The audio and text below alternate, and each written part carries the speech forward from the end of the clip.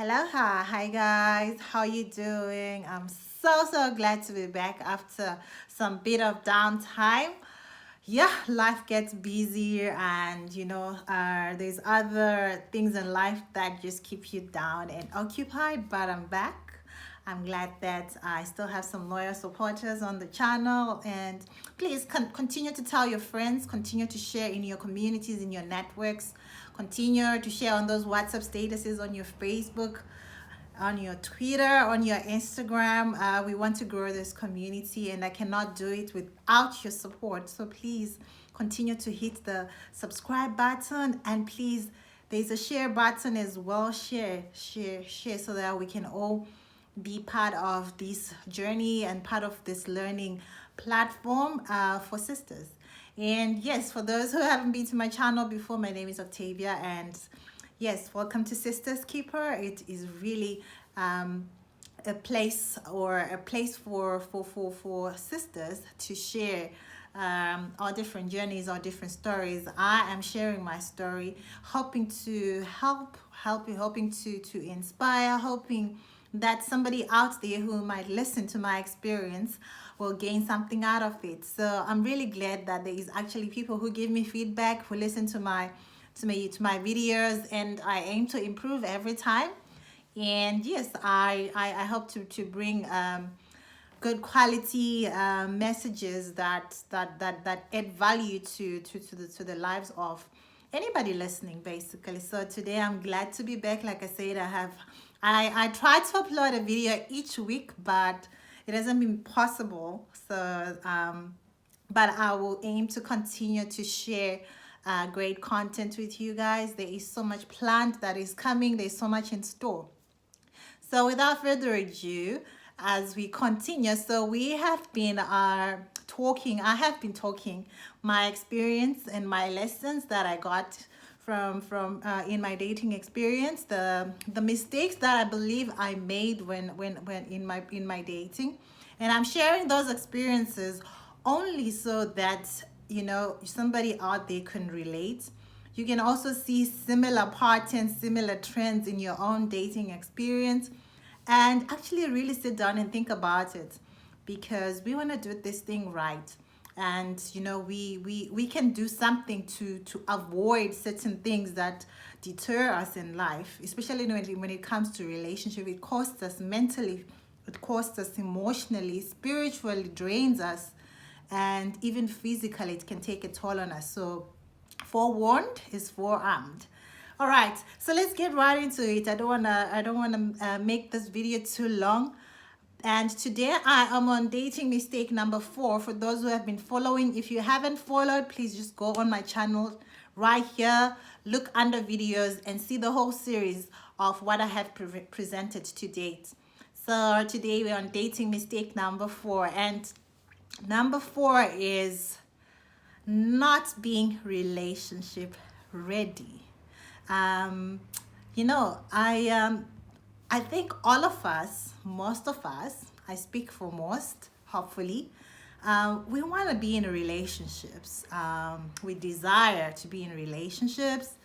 Society and everything that we watch on TV, Hollywood and the Nollywoods and all of the woods of this world, they make it so glamorous. They present it in such a way that you want to be in that, you want to be that person that you see on TV who is in love and is in a relationship. But nobody really presents the work that is behind the relationship, or what makes the relationship. It's only the glamour, the nice bits of it that look beautiful. And yeah, I think that's one thing that I feel I lacked when I stepped into relationships is that self-work, you know. I think relationships require self-work before us work. We jump into the us, you and me, Bonnie and Clyde, like Beyonce saying, but it's the me work, the you work that should precede the us. So before we rush into making us, you and me, I think there is great work to be done on yourself. Um, And that is why we jump into relationships um, without being ready, without having gotten to that place of self-discovery and self-actualization. And that then becomes the thing that makes our relationships to crumble, because we then get into relationship not knowing ourselves, and there is so many ripple effects which I am going to allude to based on my experience. Because yeah, I think it's important to know when you're ready. Most of us don't know when we are ready. um, so we are just winging it in this relationship thing. That is why most of our relationships crumble, and we get into relationships that we were not even supposed to get into. If I look back, there's maybe a couple of relationships that I should have never gotten myself involved in. But I guess I'm speaking now, they have become some part of my lesson book. So I'm just here to say, look, hey, this is what I did wrong. I think we can correct it. And I think we can do better if when we know better. So this is where I am now, where I feel I know better. I don't know it all, but I know better than I knew before. Okay, so excuse me. So yes, let's get into some of the ripple effects of me not knowing myself and not having gotten to that point of self-discovery and getting into a relationship. When you do not know yourself, somebody else is going to define you. And especially for us girls, because we are up to appease and please. And so you get in a relationship and the guy will take the remote control and change those channels. One day you are 102, one day the next day you're 132. You can do whatever because you don't know yourself. You don't know your place. Okay. So I think that one of the things that would have made me ready for a relationship, but I was not ready in the sense that I was not happy to be by myself. There was a time when I did not want to be by myself. Um, and if you are in that space of mind where you don't want to be by yourself, you make the other person your whole world, literally. So you are like a leech. You're literally draining the life out of the other person.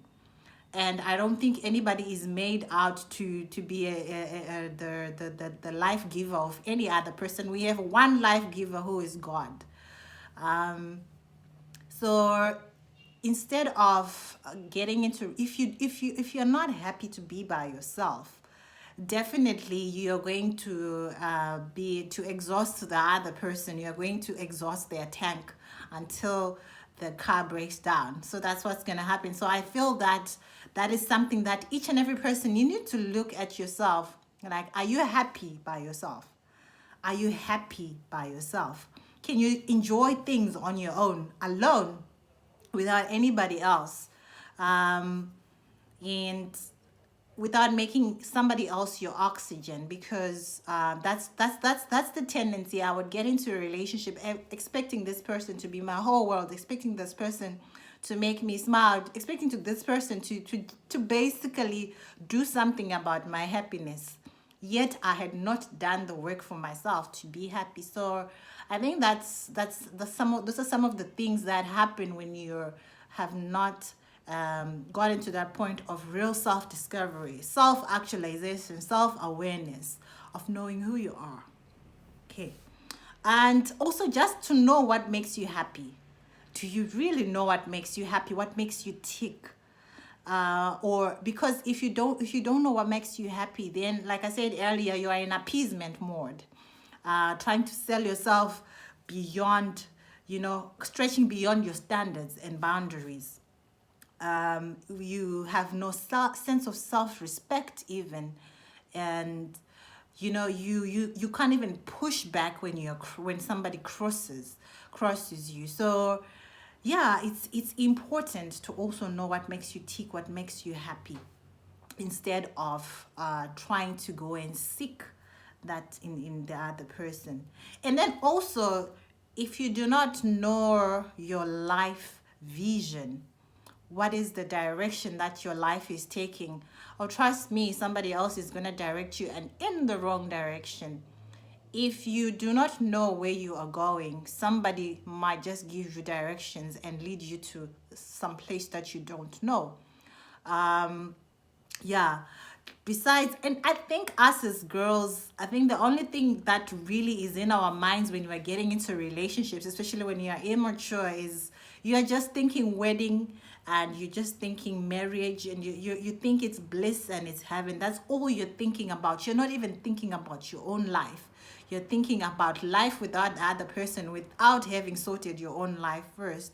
So that is lack of vision, I believe, because in as much as that is a desirable thing, that is not the only thing that makes us as people, as girls, as humans. That's why I alluded to the previous point. What fulfills you? You know, what makes you? What ticks you? What are the things that you know will bring fulfillment, contentment, and satisfaction to your life?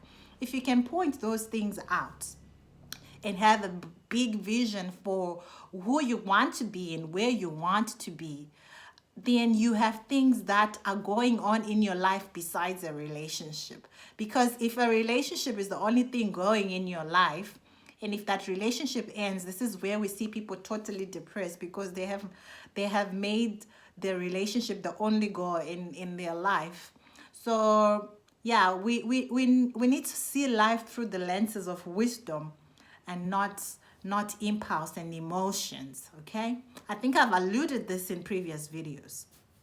And you should be working towards certain goals in your life when you want to get in a relationship, and the person who comes into your life then falls in line or aligns or complements and sees you already in motion. Because sometimes I think I know I did this with one particular relationship where I was in. I didn't have goals at that point. I didn't even know what I wanted in my life, and then I got myself into this relationship or entanglement. And so this particular guy, he had this vision to go somewhere, and I decided I wanted to go with him. Just because I wanted the relationship, I decided I think I should go along and flow with this person. Not even 1 year later, this person had changed their mind. Here I'm putting effort in trying to make sure we go where we had decided we wanted to go, but this person, 1 year later, they changed their mind. They say they're not going anywhere.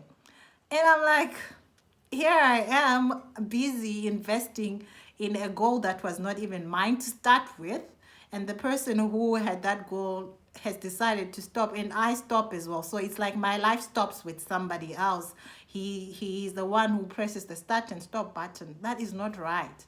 So yeah, have a goal, your own set of goals that you need to be working towards.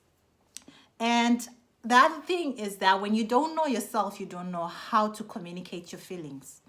You don't know how to handle conflict even, and you don't know how to handle difference of opinion with your partner, with or the person you're in a relationship with. And sometimes you actually think silence is golden, because I don't want to offend them. I don't want them to think that I have things to say or I have ideas. I don't want, you're always on the cautious side.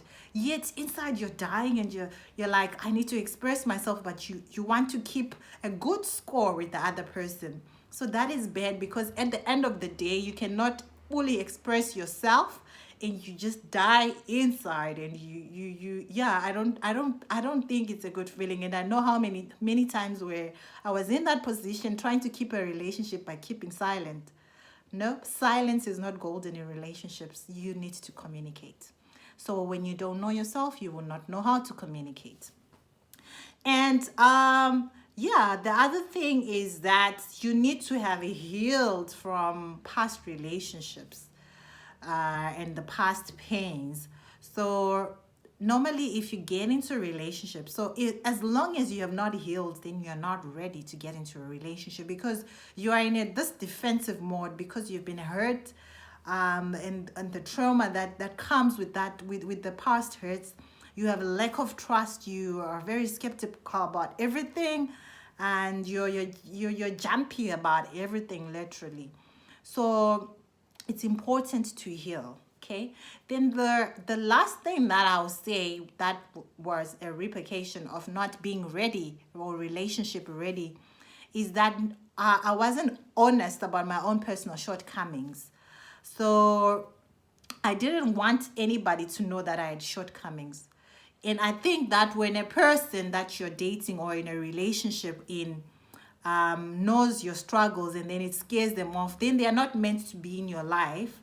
And it just shows that they won't be there for you in hard times. So if somebody only loves the perfect view, not the total person, then they don't have it in themselves to be supportive. So people cannot fully love us when we hide ourselves, and that is something that I try to do, to hide my flaws, to appear perfect. um so it's something that that happens when you don't know yourself. You want to hide yourself, you want to appear perfect, you don't want the other person to discover that you're actually a human being with flaws. So let's not hide ourselves so that people actually experience the true version of ourselves.